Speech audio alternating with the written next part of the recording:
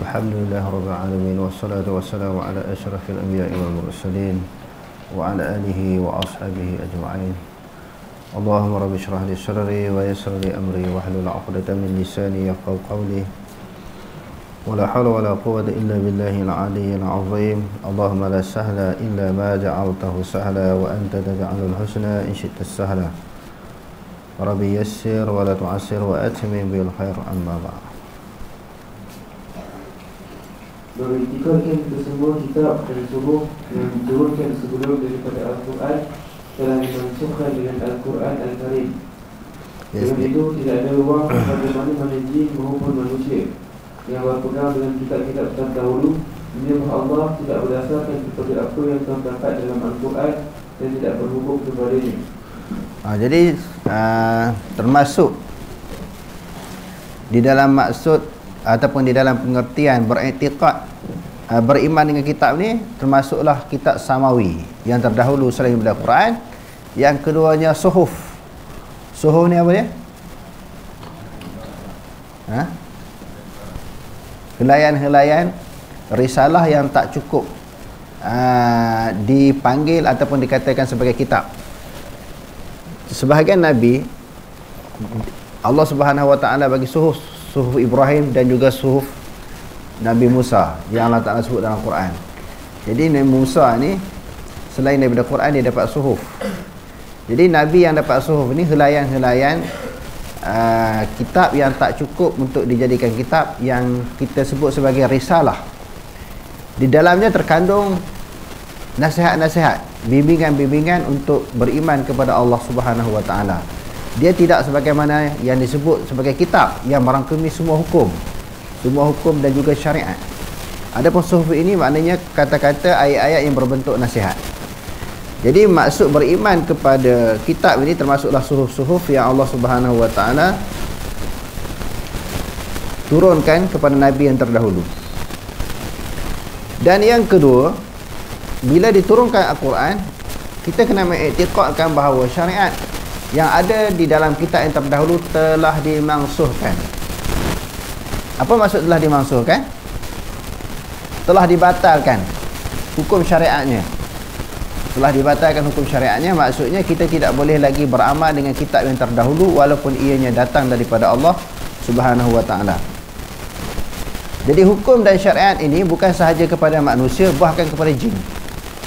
Jin pun tak boleh beramal dah isi yang terkandung di dalam Taurat Injil. Sebab apa kita disebut juga jin? Sebab Allah Subhanahu Wa Taala tidak menjadikan jin dan manusia melainkan untuk beribadah kepada Allah. Wa ma khalaqtul jinna wal insa illa liya'budun. Tidak aku jadikan jin dan manusia melainkan untuk beribadah kepadaku. Maka hukum yang disebut di sini, beriman kepada kitab samawi ini, bukan sahaja perlu ada kepada manusia, bahkan kepada jin. Begitu juga selain daripada manusia perlu menganggap kitab-kitab yang terdahulu telah dimansuhkan hukum syariatnya, begitu juga jin. Jadi jin pun tidak boleh beramal dengan hukum syariat yang terdahulu. Allah Subhanahu Wa Taala berfirman di dalam Al-Quran juzuk yang kedua surah Al-Baqarah. Ya ayyuhalladzina amanu dukhulu fis silmi kafah wa la tattabi'u khutuwati syaitan innahu lakum aduwwum mubin. Wahai orang yang beriman, masuklah kamu kepada ajaran Islam ini keseluruhannya. Janganlah kamu mengikut jejak langkah syaitan, kerana syaitan itu musuh kamu yang nyata. Jadi sababun nuzul kepada ayat ini, sebab nuzul kepada ayat ini, majoriti ulama tafsir menyebut, termasuklah Ibnu Katsir, bahawa ayat ini diturunkan bersempena dengan Abdullah bin Salam, seorang Yahudi yang memeluk agama Islam. Bila dia dah peluk agama Islam, sepatutnya syariat yang terdahulu dia tak beramal dah. Dia masih beramal lagi. Dia mengagung membesarkan, maknanya hari Sabtu. Sedangkan orang Islam kita, Sayyidul Ayyam tu hari apa? Hari Jumaat. Yang keduanya, dia tak makan daging unta dan susu unta. Kerana syariat dulu tak boleh makan. Adapun syariat Nabi Muhammad SAW, daging unta dan susu unta adalah makanan dan minuman yang dihalalkan mengikut syariat Nabi Muhammad SAW. Dia kata, aku beriman kepada Nabi Muhammad. Tapi dalam waktu yang sama aku tak nak tinggalkan syariat yang terdahulu. Nak masih beriman, nak beramal dengan isi yang terkandung di dalam Taurat. Dan mengagungkan hari kebesaran orang-orang Yahudi. Jadi Allah Ta'ala turun ayat, ya ayyuhalladzina amanu dukhulu fis-silmi kafah. Wahai orang beriman, masuklah kamu ke dalam ajaran Islam ini keseluruhannya. Janganlah kamu mengikut jejak langkah syaitan. Beriman sebahagian isi yang terkandung di dalam kitab, dan kufur sebahagian daripadanya dianggap mengikut jejak langkah syaitan. Okey, terus firman Allah Subhanahu wa taala, ya ahlal kitab qad ja'akum rusuluna yubayyinu lakum katsiran mimma kuntum tukhfuna minal kitab wa ya'fu an katsir qad ja'akum minallahi nurun wa kitabun mubin yahdi bihi Allahu man ittaba'a ridwanahu subulas salam ويخرجهم من الظلمات إلى النور بإذنه ويهديهم إلى صراط مستقيم. Maksudnya, wahai ahli kitab, sesungguhnya telah datang kepada kamu Rasul kami, yakni Muhammad SAW, dengan menerangkan kepada kamu banyak dari keterangan-keterangan dan hukum-hukum yang telah kamu sembunyikan dari kitab suci. Dan dia memaafkan kamu dengan tidak mendedahkan banyak perkara yang kamu sembunyikan. Sesungguhnya telah datang kepada kamu cahaya kebenaran, yakni Nabi Muhammad, dari Allah, dan sebuah kitab Al-Quran yang jelas nanti keterangannya. Dengan Al-Quran itu Allah menunjukkan jalan-jalan keselamatan serta kesejahteraan kepada sesiapa yang mengikut keadaannya. Dan dengannya Tuhan keluarkan mereka dari gelap berita, yakni kufur, kepada cahaya iman yang terang benderang. Dengan izinnya dan dengannya juga Tuhan menunjukkan mereka ke jalan yang lurus. Wahai ahlul kitab, apakah yang dimaksudkan dengan ahlul kitab? Iaitu Yahudi dan Nasrani. Sebab apa mereka diturunkan kitab, disebut sebagai ahli kitab? Kerana mereka diturunkan kitab samawi oleh Allah Subhanahu wa taala. Samawi maknanya turun daripada langit. Dan daripada kalangan mereka lah banyak diutuskan para nabi dan juga para rasul. Allah Ta'ala kata, wahai ahli kitab, qad ja'akum rasuluna, telah datanglah kepada kamu oleh rasul kami. Rasul kami siapa dia? Nabi Muhammad SAW. Jadi tugas dan peranan rasul yubayyinu lakum, memberi keterangan, penjelasan kepada kamu, katsiran mimma kuntum tukhfuna minal kitab, kebanyakan sesuatu yang telah kamu sembunyikan daripada kitab. Nabi Muhammad ni diterang balik apa yang disorok, apa yang disembunyikan oleh ahlul kitab, iaitu ulama Yahudi dan Nasrani. Banyak ayat Quran hadirin sekalian, Allah Ta'ala membongkarkan tentang kejahatan ulama Yahudi dan Nasrani. Dia sembunyi hukum hakam yang ada di dalam kitab. Sebahagiannya adalah sifat kenabian. Alladzina atainahumul kitaba ya'rifunahu kama ya'rifuna abna'ahum wa inna fariqan minhum la yaktumuna al-haqqa wa hum ya'lamun. Orang-orang yang kami berikan kepada mereka kitab, iaitu Yahudi dan Nasrani, mereka mengenali Nabi Muhammad SAW sebagaimana mereka mengenali anak-anak mereka sendiri. Yahudi dan Nasrani ini, khususnya para ulama mereka, sangat kenal Nabi. Kenal sungguh, bukan kenal main-main. Allah Ta'ala kata kenal Nabi sebagaimana kenal anak-anak sendiri. Kalau anak-anak sendiri, anak dia ada berapa orang, fi'il perangai anak dia macam mana, semua dia kenal. Begitulah perumpamaan mereka mengenal Nabi Muhammad SAW. Tapi dah kenal, kenapa tak ikut? Kenapa dia tak beriman? Dalam ayat yang lain Allah Ta'ala sebut hasadan min indi anfusihim min ba'di ma tabayyana lahumul haq, kerana timbulnya perasaan hasad dengki kepada Nabi Muhammad setelah nyata kepada mereka kebenaran. Mereka menganggap bahawa Nabi akhir zaman juga akan diutuskan oleh Allah Subhanahu wa taala daripada kalangan Bani Israel. Tiba-tiba Allah Ta'ala lantik Arab Quraisy. Jadi hasad dengki itu yang terpendam dalam hati itu mereka menjelma melalui tindakan tidak beriman kepada Nabi. Jadi bila Allah Subhanahu wa taala utuskan Nabi Muhammad, turunkan kitab Al-Quran ini, Nabi Muhammad membongkarkan, mendedahkan apa-apa yang mereka sembunyikan. Sebahagian daripada apa yang mereka sembunyikan hukum syariat yang ada pada zaman dulu, iaitu yang termaktub di dalam Taurat dan Injil. Contohnya hukum rejam. Kan ada orang Yahudi, bila ada di kalangan mereka kan, berzina, lepas tu bawa jumpa Rasulullah, supaya Rasulullah jatuhkan hukuman. Rasulullah kata, tanya mereka, di dalam Taurat dan Injil ada tak hukum berkaitan dengan hukum rejam bagi orang yang berzina yang telah kahwin? Mereka kata tak ada. Kebetulan, dalam majlis itu ada seorang yang dikenali dengan Abdullah bin Salam yang kita sebutkan tadi. Dia dah masuk Islam, dia orang ahli kitab, ulama Yahudi. Dia hafal lah kitab Taurat ni. Orang Yahudi itu, Rasulullah suruh buka kitab Taurat, dia mau buka. Tapi ayat yang berkaitan dengan rejam dia tutup. Tutup dengan tangan. Lalu Abdullah bin Salam kata, cuba angkat tangan. Angkat-angkat, tiba-tiba nampak ayat berkaitan dengan rejam. Sebab bila Rasulullah SAW memerintah negara Madinah, lalu negara Madinah ni ditegakkan hukum Islam. Sebab itu termaktub di dalam perlembagaan Madinah, ma makhtalaftum fi syai'in famarudduhu ila Allah wa ila Muhammadin sallallahu alaihi wasallam. Sebarang perselisihan yang berlaku daripada kalangan rakyat Madinah ini mesti dihukum dengan perlembagaan Madinah yang bersumberkan Quran dan hadis. Jadi bila rujuk kepada Rasulullah, sesuatu pertelingkahan, sesuatu kes, sesuatu isu yang berlaku dalam masyarakat Madinah, Rasulullah akan putuskan mengikut Quran dan mengikut hadis.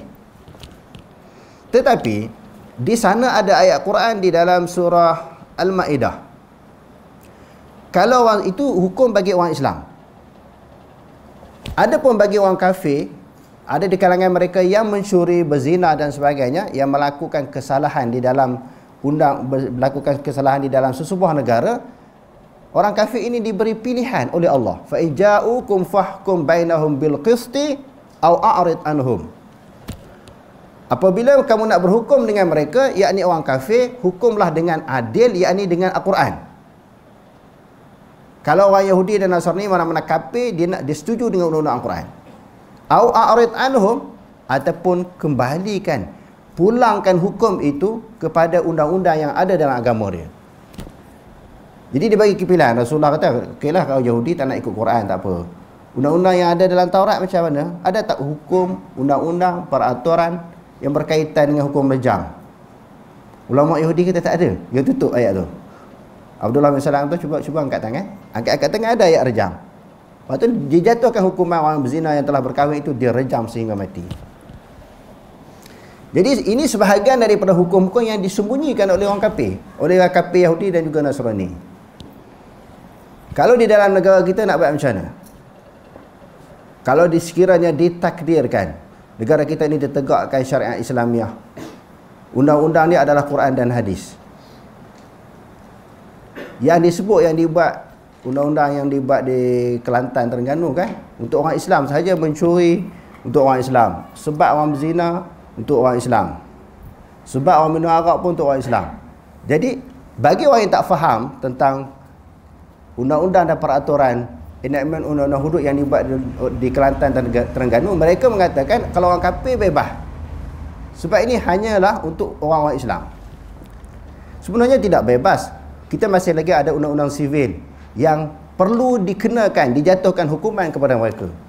Tak dikenakan undang-undang Islam, maka mereka kena terima undang-undang yang sedia ada. Sebagaimana yang kita sebutkan tadi, Rasulullah bila ditanya, Rasulullah bila dikemukakan, dibawa orang yang melakukan kesalahan, dia hukum. Kalau orang Islam, dihukum dengan Quran. Kalau orang kafir Yahudi, Nasrani dan juga agama-agama lain daripada agama Islam, Rasulullah akan tanya, hukum undang-undang kesalahan yang ada di dalam undang-undang agama kamu, undang-undang apa? Hukum macam mana? Peraturan macam mana? Tak apa, tak nak ikut Quran, tak apa, ikut undang-undang kamu. Maknanya orang kafir diberi pilihan. Sebahagian ulama tafsir kata orang kafir diberi kelonggaran untuk memilih undang-undang yang ada di dalam agama mereka. Jadi isunya di sini, kalau orang kafir mencuri, berzina, minum arak, bunuh orang, terlepas tak dengan undang-undang? Tak terlepas. Tak terlepas. Dia mahu kata, kalau ikut undang-undang Kelantan Terengganu yang nak buat tu, orang kafir terlepas, bebas. Contohnya dia orang bagi contoh, orang kafir berzina dengan orang Islam. Orang Islam kena sebat 100 kali, orang kafir bebas. Bebas ke? Tak bebas. Tetap dia kan dikenakan undang-undang juga, undang-undang yang sedia ada. Jadi bila tak faham tentang undang-undang syariat, kita menganggap undang-undang Islam ini maknanya hanya menekankan menjatuhkan hukuman kepada orang Islam sahaja. Adapun kepada orang kafir dibebaskan. Sedangkan tidak ada perkataan bebas pun. Dia tetap tertakluk dengan undang-undang juga. Tak boleh lari, mesti dikenakan undang-undang. Dikenakan peraturan, bukan dibebaskan. Jadi kembali kepada isu yang kita bincangkan tadi, bahawa Rasulullah SAW dia bongkarkan yubayyinu lakum katsiran mimma kuntum tukhfuna minal kitab. Rasulullah bongkarkan, dedahkan apa yang disembunyikan oleh orang Yahudi dan Nasrani di dalam kitab. Selain daripada hukum syariat, mereka sembunyikan tentang sifat kenabian. Apa maksud sifat kenabian? Kita dah belajar di dalam pelajaran kita yang lalu. Nabi ni sifat dia tinggi, rendah, apa semua yang disebut dalam kitab kan.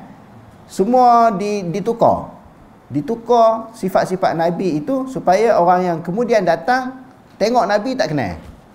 Bila tak kenal tak beriman lah. Sedangkan sebahagian daripada orang Yahudi dan Nasrani, mereka mempunyai niat yang ikhlas untuk beriman kepada Nabi akhir zaman. Tapi mereka tunggu, mereka kata seolah-olah Nabi tak muncul lagi, tak wujud lagi, tidak dilahirkan lagi, sedangkan Nabi dah ada. Sebab tengok Nabi tak kenal kerana apa? Sifat-sifat kenabian yang ada di dalam Taurat dan Injil semuanya telah diubah, ditukar oleh ulama Yahudi dan juga Nasrani. Wa ya'fu an katsir.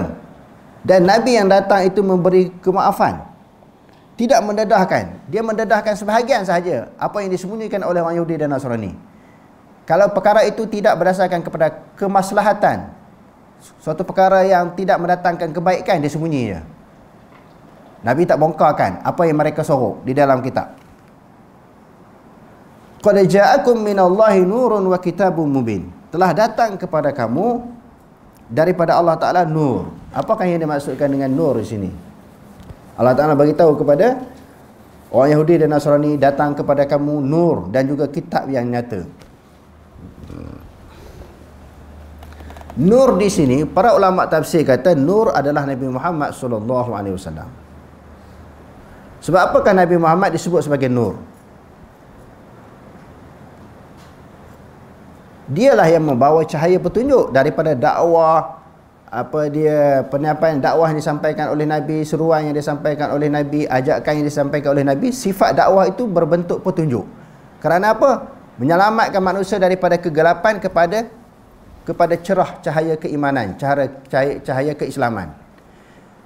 Jadi sebahagian daripada orang ajaran sesat, dia memahami ayat ini dengan cara pemahaman yang salah.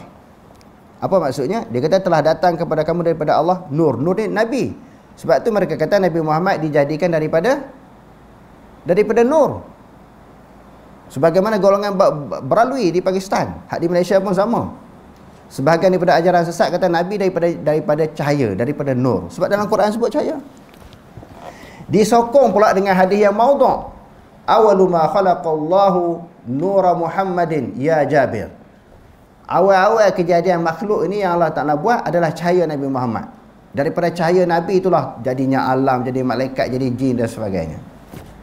Dalam Quran pun sebut nur, nur adalah Nabi. Dalam hadis pun kata sebut nur. Sebenarnya nur di situ yang dimaksudkan dengan Nabi di situ, dia membawa cahaya petunjuk, membawa hidayah, membawa kebenaran. Wa kitabun mubin. Apakah yang dimaksudkan dengan kitab di sini? Iaitu Al-Quranul Karim. Mubinun, sifat Al-Quran itu nyata, jelas, terang. Sesuatu yang datang daripada kitab ni tidak ada kesamaran, terang, jelas. Apatah lagi kalau ayat-ayat Quran, daripada dalil-dalil daripada Quran itu disyarahkan melalui hadis Nabi SAW, bertambah terang. Terang lagi bersuluh. Maknanya Al-Quran ini tidak ada sesuatu yang kesamaran, yang tidak jelas. Kerana tujuan Allah Subhanahu Wa Taala menurunkan Al-Quran untuk diimani, untuk kita beriman dan beramal. Kalau tak faham macam mana nak beriman, macam mana nak beramal. Yahdi bihillahu man ittaba'a ridwanahu subulas salam. Allah Ta'ala memberi petunjuk dengannya Al-Quran. Maknanya dari siapa-siapa yang berpegang dengan Al-Quran, Allah Ta'ala akan beri petunjuk kepada dia. Zalikal kitabu la raiba fihi hudal lil muttaqin. Yang demikian itu kitab Al-Quran yang tidak ada ragu padanya, petunjuk bagi orang yang bertakwa. Manittaba'a ridwanahu. Allah Ta'ala bagi petunjuk kepada siapa? Bagi sesiapa yang mengikut keredaannya, mengikuti keredaannya. Apa maksud mengikuti keredaan Allah? Yakni orang yang beriman kepada Allah Subhanahu wa taala diberi petunjuk subulas salam, jalan-jalan kepada keselamatan. Allah Taala tak bagi satu jalan, tak dedahkan, tak tunjukkan satu jalan. Allah Taala tunjukkan banyak jalan-jalan keselamatan untuk kembali kepada agama Islam. Bagi orang yang berpegang teguh dengan Al-Quran, jalan agama Islam ni banyak, dibagi jalan banyak. Hakikat jalan agama Islam adalah satu, iaitu jalan Al-Quran dan hadis. Tapi jalan yang nak membawa Quran dan hadis itu dengan Quran sendiri, hadis, kata-kata ulama, maknanya dengan cara pengajian, maknanya jalan-jalan untuk kita memperolehi jalan petunjuk itu adalah banyak. Wa yukhrijuhum minaz zulumati ilan nur, dan Allah Subhanahu wa taala mengeluarkan mereka daripada kegelapan kesesatan kepada keimanan cahaya petunjuk. Biiznihi, dengan keizinan Allah. Maknanya petunjuk-petunjuk ni Allah Ta'ala izin. Kalau Allah Ta'ala tak izin, sesat sampai kiamat. Ada orang lahir dalam keadaan sesat, di pertengahan usia dia beriman sampai dia mati. Ada yang lahir dalam keadaan beriman, penghujung usia dia kafir. Maknanya beriman kufur adalah biiznihi, dengan izin Allah. Jadi alhamdulillah, kita bersyukur kepada Allah Ta'ala, kita beriman pada malam ini daripada dulu sehingga sekarang ini dengan izin siapa? Dengan izin Allah. Di antara nikmat yang besar yang dikurniakan oleh Allah Subhanahu wa taala kepada manusia, iaitu nikmat iman dan iman, Islam dan iman. Dia kata lagi, lalu Allah Subhanahu wa taala menyebut lagi wa yahdihim, dan Allah Taala memberi petunjuk kepada mereka ila siratim mustaqim, kepada jalan yang lurus, jalan petunjuk, jalan syurga. Okey, terus kesan beriman dengan kitab antaranya ialah, jadi apabila kita beriman dengan kitab, yakni Al-Quran, apa kesannya? Kesan beriman daripada kitab, melahirkan kesyukuran ke atas kelembutan Allah Subhanahu wa taala dan inayahnya terhadap para makhluk kerana menurunkan kitab-kitab yang mengandungi kebaikan dan petunjuk buat mereka untuk menjalani kehidupan di dunia dan juga di akhirat. Jadi yang pertamanya dapat melahirkan kesyukuran. Kalau tak ada kitab ni, kita berada di dalam kesesatan. Sesat-sesat ni boleh membawa kepada neraka. Sesat ni membawa kepada neraka kan? Kalau tak ada kitab. Jadi bila Allah Ta'ala turunkan kitab, dalam kitab tu ada huraian, syarahan, keterangan, tafsiran tentang hukum syarak. Jadi apabila manusia beriman dan beramal dengannya, akan memperolehi hidayah dan petunjuk daripada Allah Subhanahu wa taala. Okey, terus menzahirkan Allah Subhanahu wa taala dan dia mensyariatkan kepada setiap umat sesuatu yang sesuai dengan mereka. Al-Quran Al-Karim pula disyariatkan sesuai dengan kesemua generasi manusia untuk setiap zaman dan tempat sehingga ke hari kiamat. Kalau kitab-kitab samawi yang terdahulu, contohnya kita kata Taurat, Injil, Zabur, sesuai pada masa tu ya. Adapun Quran, dia sesuai sepanjang zaman sampai kiamat. Contohnya kita semua ni dah mati kan, datang generasi baru, anak cucu kita, timbul masalah-masalah baru. Quran tetap sesuai sampai kiamat, tanpa perlu Allah Ta'ala utuskan Nabi lain dan diturunkan kitab lain. Maksudnya kitab Al-Quran ni tak lengkap lagi untuk menyesuaikan keadaan manusia selepas daripada kita. Bagaimana nak selesaikan masalah mereka? Hukum hakam yang ada dalam Quran ni tidak begitu cocok, tidak sesuai. Kena ada hukum hakam lain pula sesuai pada ketika itu. Tak perlu. Kesesuaiannya sampai hari kiamat. Okey, terus C. Mengisbatkan sifat kalam bagi Allah Subhanahu wa taala, dan kalam Allah Subhanahu wa taala itu tidak menyerupai kalam makhluk. Jadi bila kita kata beriman kepada kitab, termasuklah kitab yang terdahulu dan juga Al-Quran, kita mengisbatkan. Apa maksud mengisbatkan? Isbat-isbat ni apa? Kita menerima, kita mengiyakan bukti Allah Subhanahu wa taala mempunyai sifat kalam, sifat berkata-kata. Buktinya kata-kata Allah Ta'ala dalam Quran, dalam Taurat, Injil dan juga Zabur. Dan kalam Allah Subhanahu wa taala itu tidak menyerupai kalam makhluk. Walaupun kita sebut di dalam pelajaran kita yang lalu, kalam Allah Ta'ala ni bersuara. Kalau bagi khalaf tidak bersuara, tidak berhuruf, tidak bersuara, kerana mereka menganggap menyerupai. Bagi golongan yang berpegang dengan akidah salaf, kita kata bersuara, tapi suara Allah Ta'ala tak sama. Kalau ditanya macam tak perlu. Macam mana tak perlu? Sebab macam kita nak buat suatu perbandingan. Bukti kalam Allah Ta'ala ini bersuara ketika Allah Ta'ala seru Nabi Musa dan juga Nabi Harun, izhaba ila fir'auna innahu tagha. Wahai Musa dan Harun, pergilah bertemu dengan Fir'aun, kerana Fir'aun itu melampaui batas. Jadi Nabi Musa dengar, sebab tu dia pergi. Nabi Musa dengar, sebab tu dia pergi. Kalau kita baca dalam hadis-hadis, terlalu banyaklah yang membuktikan bahawa kalam Allah Ta'ala bersuara. Di antaranya apabila Allah Ta'ala panggil manusia di hari kiamat, Allah Ta'ala seru, Allah Ta'ala panggil, lepas tu manusia pula berdialog dengan Allah, jawab soalan yang dikemukakan oleh Allah. Macam mana manusia boleh jawab kalau dia tak dengar suara Allah Ta'ala? Jadi di sini dalil cukup banyak berdasarkan kepada pegangan golongan salaf, kalam Allah Ta'ala itu bersuara, cuma kafiatnya tidak diketahui. Suara tidak sama dengan suara-suara makhluk.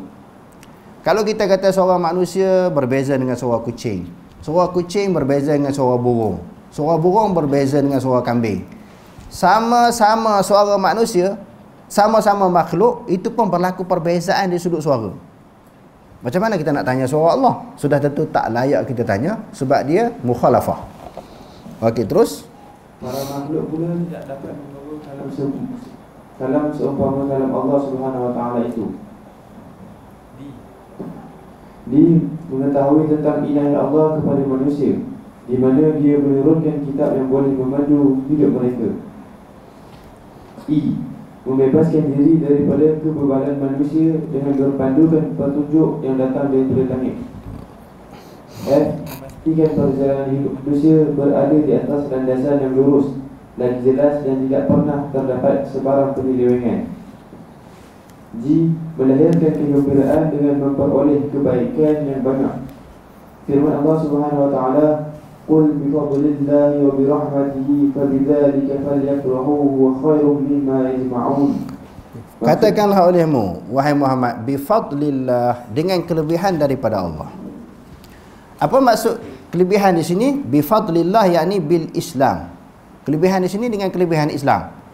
Kalau tak ada Islam, kita ni semua sesat. Macam golongan jahiliah kan, sebelum kedatangan Islam, mereka berada di dalam kesesatan. Jadi berbagai-bagai perkara berlaku ketika sesat. Sembah berhala, sembah Tuhan yang lain daripada Allah, makan sesuatu makanan yang walaupun ditegah oleh Allah Subhanahu Wa Taala, makanan yang jijik, yang kotor, semua boleh makan sebab tak ada panduan. Berlaku perbunuhan, perkelahian, pertelingkahan sepanjang masa. Tak ada kedamaian sebab tak ada petunjuk. Semua orang nak jadi hebat, nak jadi hero. Siapa yang kuat, dia berkuasa. Itu suasana gambaran yang berlaku di zaman jahiliah. Tetapi dengan kedatangan Islam, kelebihan Islam, manusia itu selamat.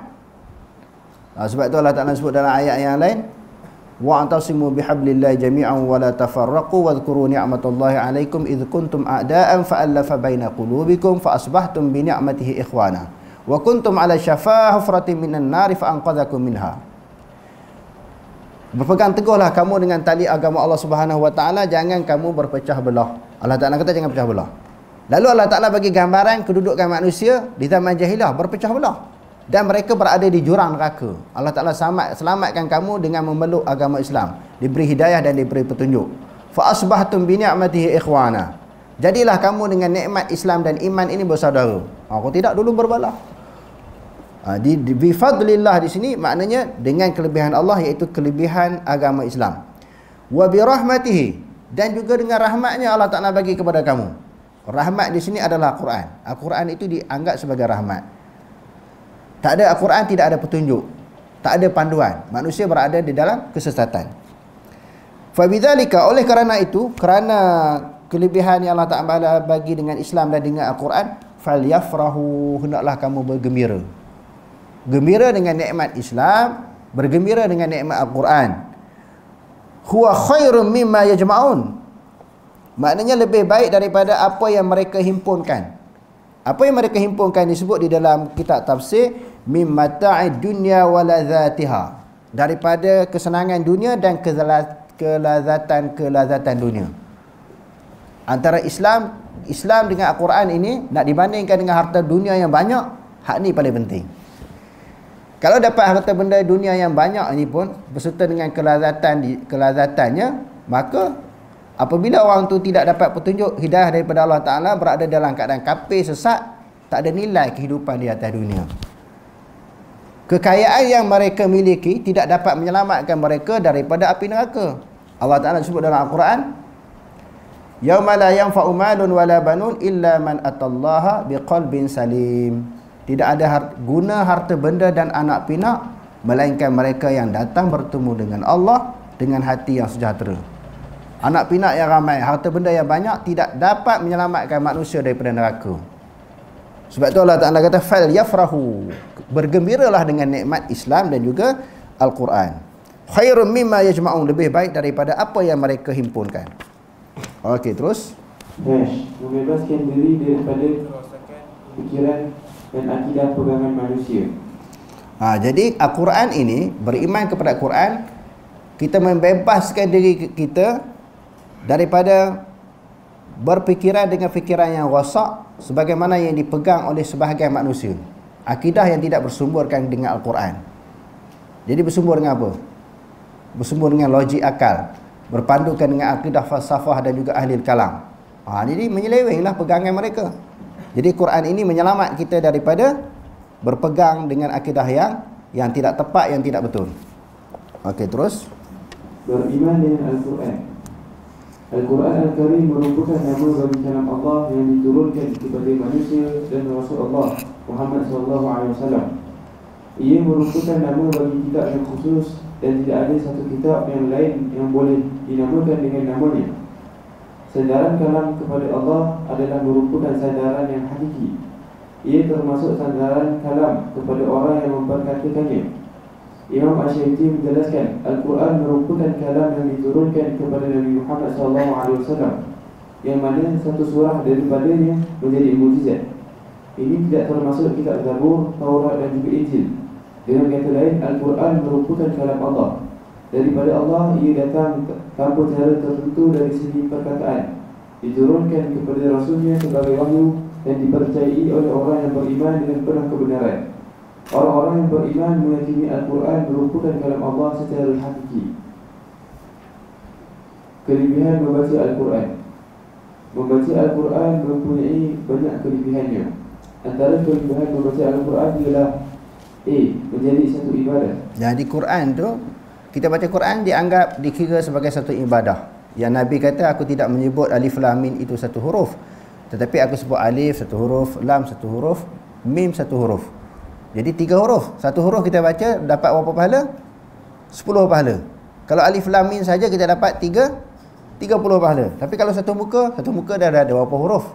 Satu helai berapa huruf? Satu juzuk ada berapa huruf? Jadi kiralah.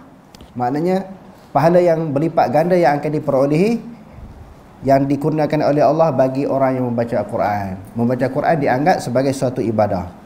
Ibadah yang kita sebut ni selain daripada sembahyang, puasa, zakat, haji, berzikir, selawat dan sebagainya, baca Quran juga dianggap sebagai ibadah. Sebab pengertian ibadah yang selalu kita sebut di dalam pengajian kita, mukadimah pengajian akidah dulu, al-ibadatu ismun jami'un lima yuhibbuhullah minal aqwal wal af'al. Ibadah-ibadah itu sesuatu perkataan dan perbuatan yang disukai ataupun dikasihi oleh Allah. Baca Quran Allah Ta'ala suka tak? Suka kan? Bila suka dianggap sebagai ibadah. Okey, terus. Membaca Al-Quran merupakan satu ibadah yang boleh menghampirkan diri kepada Allah Subhanahu Wa Taala, mendapat pahala, keredaan dan rahmat kepada pembacanya. Ini kerana membaca Al-Quran merupakan satu cara untuk memahami, mentadabbur dan beramal dengannya. Jadi pertamanya kena faham. Nak faham tu kena tadabbur. Apa maksud tadabbur? Kita menghayati, kita tengok segala lafaz-lafaz, kalimah-kalimah yang ada di dalam Al-Quran. Okey, terus. Firman Allah Subhanahu Wa Taala, Innal ladzina yatluna kitaballahi wa aqamus shalah wa anfaqu mimma razaqnahum sirran wa 'alaniyatan yarjuna tijaratan lan tabur. Maksudnya, sesungguhnya orang-orang yang selalu membaca kitab Allah dan tetap mendirikan sembahyang serta mendermakan dari apa yang kami kurniakan kepada mereka secara bersembunyi atau secara terbuka. Mereka dengan amalan yang demikian mengharapkan sejenis perniagaan yang tidak akan mengalami kerugian. B. Memperoleh syafaat daripada Al-Quran. Orang yang selalu membaca Al-Quran akan memperoleh syafaat daripada Al-Quran yang dibacanya itu. Hal ini terdapat dalam hadis riwayat Abu Umamah Al-Bahili radhiyallahu anhu. Rasulullah SAW bersabda, "Iqra'ul Qur'an fa innahu ya'ti yawm al-qiyamah syafi'an li ashabihi. Iqra'uz Zahrawaini Al-Baqarah wa surat Al-Imran fa innahuma ta'tiyani yawm al-qiyamah ka'annahuma ghamamatan aw ka'annahuma ghayayatan aw ka'annahuma firqani min tayrin sawafa yuhajjani an ashabihima. Iqra'u surat Al-Baqarah fa inna akhdaha barakatun wa tarkaha hasratun wa la tastati'uha al-batalah." Maksudnya, bacalah Al-Quran kerana ia akan datang pada hari akhirat kelak sebagai pemberi syafaat kepada orang yang membacanya. Bacalah dua cahaya, iaitu surah Al-Baqarah dan Al-Imran. Sesungguhnya kedua-duanya akan datang pada hari kiamat seolah-olah dua tumpuk awan yang besar, atau seolah-olah peneduh daripada cahaya mentari, atau seolah-olah dua kumpulan burung yang besar. Ia akan berhujah mempertahankan orang-orang yang membacanya. Jadi di akhirat nanti Quran akan mempertahankan kita, akan menyelamatkan kita daripada azab neraka Allah Subhanahu Wa Taala. Quran juga selain daripada menyelamat di akhirat nanti, dia peneman kita di dalam kubur, mengeluarkan cahaya di dalam keadaan suasana kubur itu gelap gulita, diterangi dengan Quran yang kita baca di atas dunia ini. Lazimilah, ikatlah diri kita, dampingilah diri kita dengan Al-Quran. Okey, terus. Bacalah surah Al-Baqarah, sesungguhnya berterusan membaca dan mengamalkannya satu keberkatan, meninggalkannya satu penyesalan kerana luput pahala yang besar, dan ia tidak mampu diselewengkan daripada jalan kebenaran oleh orang-orang yang menyeleweng. Wallahu a'lam. Aqulu qawli hadza wa astaghfirullahal azim wa lakum. Wassalamu alaikum warahmatullahi taala wabarakatuh.